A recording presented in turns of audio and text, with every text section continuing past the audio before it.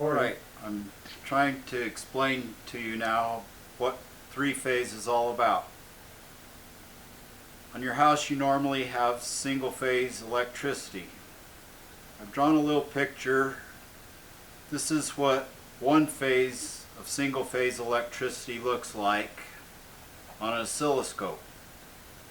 And from baseline to the peak of AC is 110 volts to common or ground.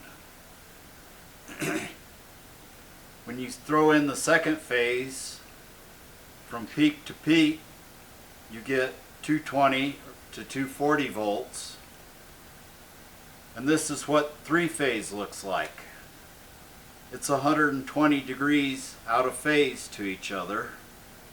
And any one leg is 110 volts to common ground.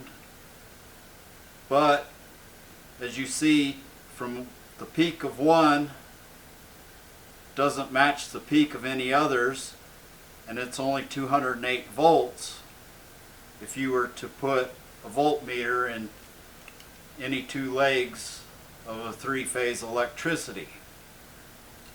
So three-phase electricity is mainly used in industrial areas where they're running motors or pumps or stuff like this, or big office buildings where three wires going into the building is a lot more easy to get 110 volts to a lot more offices and doesn't put much strain as single-phase electricity.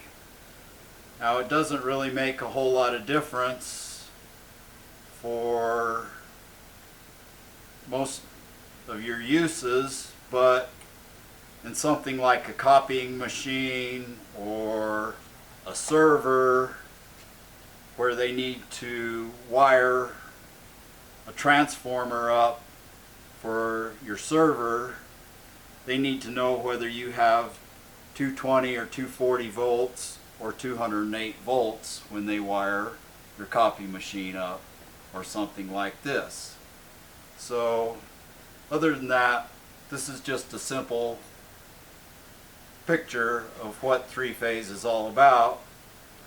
And so anyway, I just wanted to give somebody an idea of what the difference is and why we have to fake this motor out to get three-phase electricity to it. Okay? And so I personally have a three-phase motor sitting on the floor that generates the third leg, and it's way back here behind the milling machine. And my phase converter on the wall fakes it out when I flip this switch.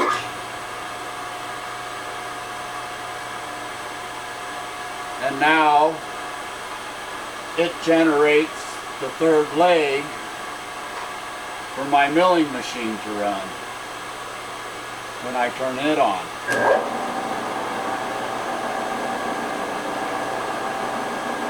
Okay?